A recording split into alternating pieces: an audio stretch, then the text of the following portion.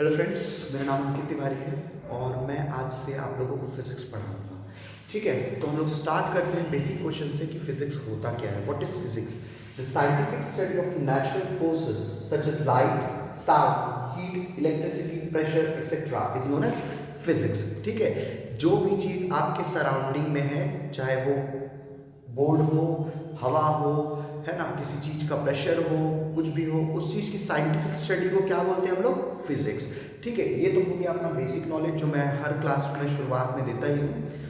अब बात करते हैं आपके एकेडमिक ईयर की। तो आप लोग का बेसिकली दो पेपर होने वाला है, पेपर 1 एंड पेपर 2, जिसमें 5-5 यूनिट रहेंगे, है ना। तो हम लोग स्टार्ट करते हैं पेपर 1 से। उसमें भी यूनिट 5 से स्टार्ट करते हैं क्योंकि वो एकदम ही बेसिक है जो आप लोग 12th में पढ़ के आए होंगे, है ना। तो स्टार्ट करते हैं यूनिट 5 इलास्टिसिटी से। तो पहला क्वेश्चन निकलता है कि इलास्टिसिटी होता क्या है। तो डेफिनेशन देखते हैं। Ability of deform material body to return to its original shape and size when the force causing the deformation are removed is known as elasticity.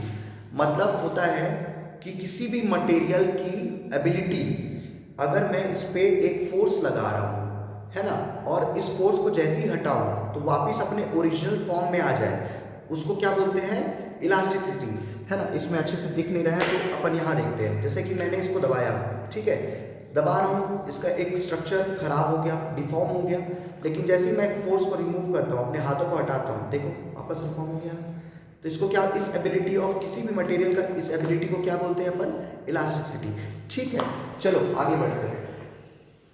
कभी भी इलास्टिसिटी की बात होगी तो उसके फैक्टर्स के बारे में भी जाना जाएगा, है ना। तो फैक्टर्स अफेक्टिंग इलास्टिसिटी, तो सबसे पहला नाम किसका आता है? स्ट्रेस। भाई स्ट्रेस क्या होता है? किसी भी मटेरियल पे आप जब फोर्स लगा रहे हो, किसी भी मटेरियल पे आप क्या कर रहे हो? जब फोर्स लगा रहे हो, है ना, तो वो ऑब्वियस ही बात है कि हर, जैसे कि आप लोगों को पढ़ा होगा कि स्ट्रेस क्या होता है? जब अपन किसी भी क्या बोलते हैं मटेरियल में फोर्स लगा रहे हैं, है ना, उसके पर यूनिट एरिया में उस फोर्स का क्या इफेक्ट हो रहा है ना, किसी भी मटेरियल का उसका इफेक्ट क्या हो रहा है, उसको क्या बोलते हैं? स्ट्रेस। ठीक है, तो स्ट्रेस को कैसे दिखाया जाता है? ऐसे, है ना।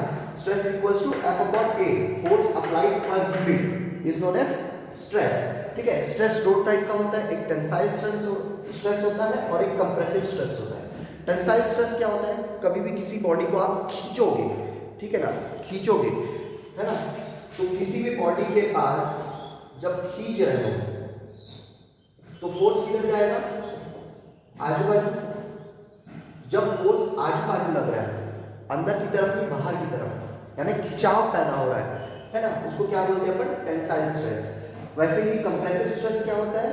जब किसी बॉडी पे आप दबाव बना रहे हो, अभी तक आप क्या कर रहे थे? खींच रहे थे, अब फोर्स कहाँ लग रही है?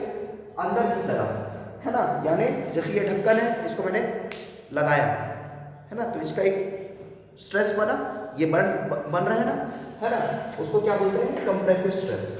दूसरा फैक्टर होता है strain, the amount of deformation experience by the body in the direction of applied force.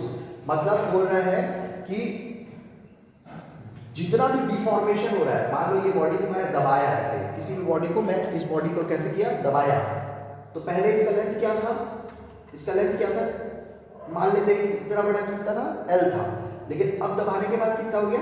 Del L, है ना। तो उसको E इक्वल्स टू कैसे देखते हैं? डेल L अपॉन L, जहाँ E का मतलब होता है स्ट्रेन, डेल L का मतलब होता है चेंज इन लेंथ और L का मतलब होता है ओरिजिनल लेंथ। ठीक है, समझ में आ रहा है? हाँ, तो आगे बढ़ते हैं। जब आप स्ट्रेन के बारे में बात करोगे तो उसके भी दो प्रकार होते हैं, जैसे टेंसाइल स्ट्रेस और कंप्रेसिव स्ट्रेस देखा गया, वैसे ही क्या होता है? टेंसाइल स्ट्रेन और कंप्रेसिव स्ट्रेन सेम चीज होता है। अगर फोर्स बाहर लग रहा है तो डिफॉर्मेशन क्या होगा? लेंथ में बढ़ेगा, तो उसको क्या बोलेंगे अपन? टेंसाइल, है ना। और जब दबाव होगा वो अगर छोटा हो रहा है तो वो हो गया कंप्रेसिव स्ट्रेन। समझ में आया? ठीक, ये तो हो गया इलास्टिसिटी और इसके फैक्टर्स। ठीक है, अब इन दोनों के बीच का रिलेशन क्या है? ऑब्वियस ही बात है, जब अपन इतना पढ़ रहे हैं कि बोल रहा है कि इलास्टिसिटी का क्या फैक्टर क्या होता है? स्ट्रेस और स्ट्रेन, तो इन दोनों के बीच का रिलेशन भी पढ़ना पड़ेगा अपने को, है ना। तो आते हैं स्ट्रेस स्ट्रेन कर्व। सबसे पहले देखते हैं, एक कर्व ड्रॉ करते हैं अपन, है ना। ये कर्व बन गया। मान लेते हैं कि एक मटेरियल है, कोई भी अगर मटेरियल है, ऑब्वियसली बात है, आप उसको अगर खींच रहे हो तो उसमें एक स्ट्रेस भी लग रहा है। उतना ही जब मैं बताया स्ट्रेस क्या होता है, फोर्स अप्लाइड पर यूनिट। मान लो कि मैं इसको खींच रहा हूँ, बहुत फोर्स के साथ खींच रहा हूँ, है ना। एक तो फर्स्ट ऑफ ऑल इसमें क्या लग रहा है, टेंसाइल स्ट्रेस, है ना।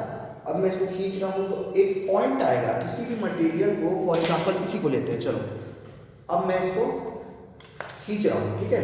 ये खींचा खींचा खींचा खींचा, फट गया, है ना। तो इसी रिलेशन को बताता कौन है, स्ट्रेस और स्ट्रेन कर्व, कि कब एक मटेरियल साबुत बच के अपने फॉर्म में आ जाएगा और कब एक मटेरियल कितने फोर्स के बाद डिफॉर्म हो जाएगा। देख रहे हो ना, डिफॉर्म हो गया, ठीक है। तो उसको कैसे देखते हैं, स्ट्रेस स्ट्रेन कर्व की हेल्प से। इधर आपका वाई एक्सिस में क्या हो गया, स्ट्रेस, और एक्स एक्सिस में क्या हो गया, स्ट्रेन, है ना। यहां पर देख रहे हो आप पॉइंट ए। पॉइंट ए क्या होता है, प्रोपोर्शनल लिमिट। मतलब चलो मैं पहले पूरा बता देता हूं, उसके बाद मैं आप लोगों को समझाता हूं, ठीक है। पॉइंट ए क्या होगा, प्रोपोर्शनल लिमिट। पॉइंट बी क्या होगा, इलास्टिक लिमिट या यील्डिंग पॉइंट। सी क्या होगा, लोअर यील्डिंग पॉइंट, है ना।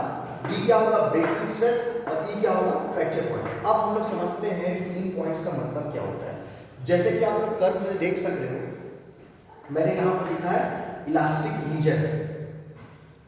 किसी भी बॉडी को आप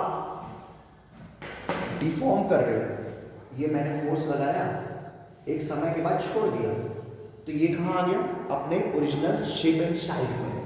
वो कहाँ तक रहता है, सिर्फ और सिर्फ इलास्टिक रीजन तक। लेकिन जैसे ही मैंने इसको ज़्यादा फोर्स लगाया, ठीक है, तो ये वापस जा रहा है क्या, नहीं ना। तब ये कहाँ पर रहेगा, प्लास्टिक रीजन। तो इलास्टिक रीजन और प्लास्टिक रीजन हमें क्या बताता है, किसी भी मटेरियल का अपने ओरिजिनल शेप, साइज, आकार वगैरह को वापस पाने की क्षमता को इलास्टिक रीजन बोलते हैं। लेकिन एक जब जिस समय पे वो उसका इलास्टिसिटी खत्म हो जाता है, उसको हम लोग क्या बोलते हैं, प्लास्टिक रीजन बोलते हैं। पहले में आते हैं प्रोपोर्शनल लिमिट। प्रोपोर्शनल लिमिट क्या होता है, प्रोपोर्शनल लिमिट होता है, मान लो किसी बॉडी को ले लिए, चलो हम उसी को लेते हैं, तो आज डस्टर थोड़ा खराब करेंगे, ठीक है। मान लेते हैं कि ये एक बॉडी है, सॉरी, इसको मैंने हल्का सा प्रेशराइज किया और उसके बाद छोड़ दिया, ये आसानी से अपने फॉर्म में आ जा रहा है ना, दिख रहा है ना। ये हल्का सा दबाया और छोड़ दिया, या आसानी से अपने फॉर्म में आ जा रहा है।